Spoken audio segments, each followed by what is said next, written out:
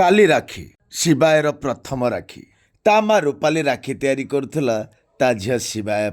अंपटे गोटे छोट सहर झील सुभद्रा ता भाई अनिमेष को फोन करी कहूला भाई राति पाइले राखी तू केतବେଳେ आसबु जे अनिमेष कहला कहली तो ऑफिस रो सब काम सारी काली तो पाखरे पहुंची जिबो हौ हौ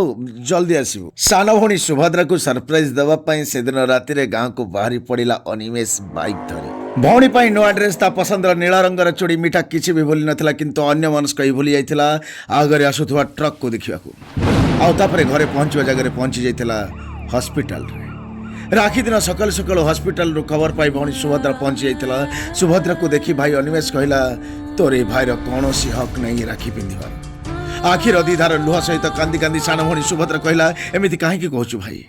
काहेकि ना तते रक्षा करबाकू तो राखी बांधिबाकू तो भाईर हाथ नहीं।